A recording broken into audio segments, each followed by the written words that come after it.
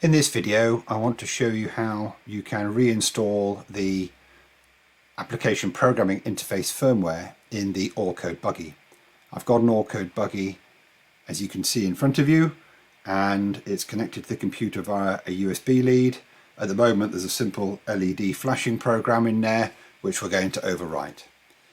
The first thing you need to do is you need to get hold of the API firmware. If you go to the Matrix website and you select Products, Allcode, Resources, Formula Allcode Resources, then you can see here's the file that you want. Formula Allcode version 3 firmware. You just click on that to download it.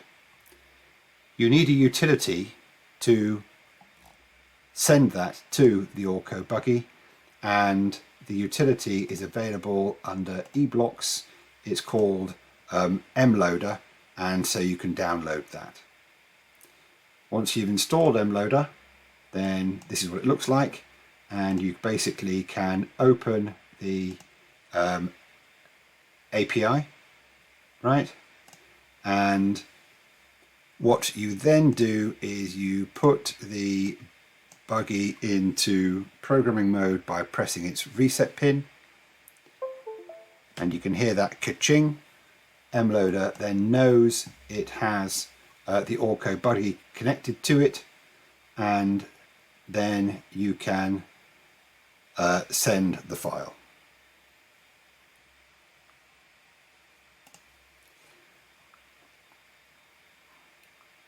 So that sends the file to the buggy, and when it's done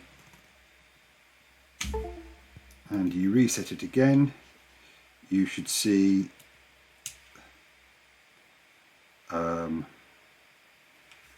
then what you've got on the screen. I'll just enlarge that for you.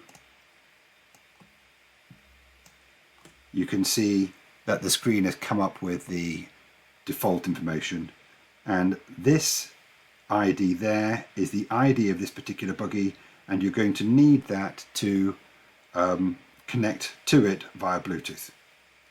Okay, thank you.